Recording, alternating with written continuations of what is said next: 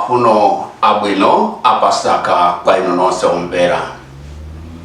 Tifuna tikambirane za Chinsinsi Cha Pasaka kuchokera m'buku la 1 Korinto chapter 2 kuyambira ndime 6 kulekeza 8.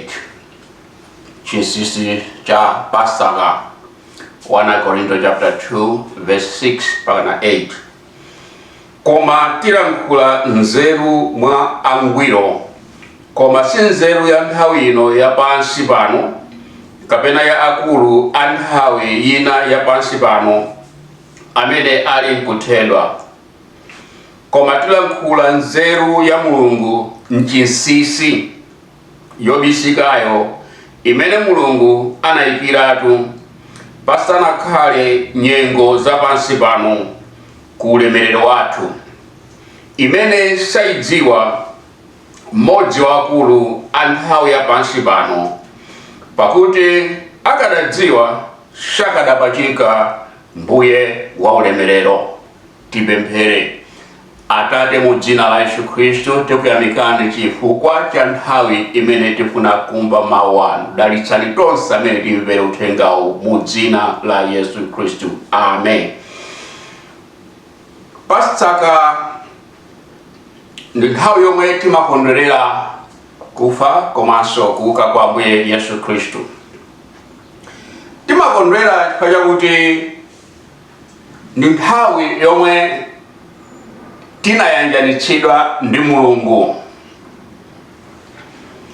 Ambuye Yesu Khristu atapereka moyo wawo pa mtanda, anasenza tchimo la wina aliyense nkutisandutsa ife kukhala anthu olungama pamaso pa Mulungu. Monga pa 2 Korinto chapter 5 verse 21 akunenanso kuti ameneyo sanadziwe uchimo anamuyesera uchimo m'malo mwathu, kuti ife tikhale chilungamo cha Mulungu mwa iye. Chifukwa cha uchimo anthu onse anayenera chilango cha imfa. Inali nthawi yovuta ndipo inakakhala nthawi yowawa, sizinali zophweka. Mungofanizira inuyo kuti mwagamulidwa ndi bwalo la milandu kuti mukaphedwe. Ndi chinthu chowawa. Ambuye Yesu Khristu anadzalowa m'malo mwathu kutenga imfa imene inatiyenera ife, nkuitenga iwo kutifera pa mtanda.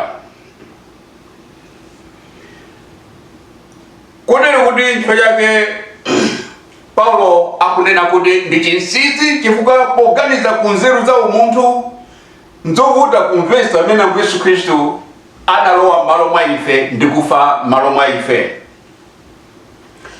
Odala amene alandira nazindikira za mphamvu ya mtanda wa Mbuye wathu Yesu Khristu.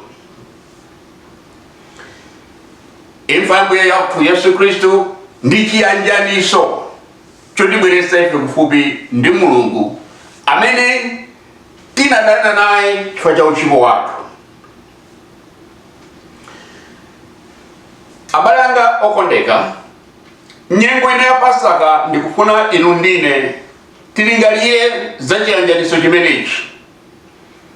Nkutheka anthu tikudusa mnyengo zosiyana-siyana, mwina ndi matenda, mwina ndi umphawi, mwina ndi kusalidwa, mwina ndi kulephera, mwina ndi kubwerera mbuyo kumene moyo wathu wa Chikhristu.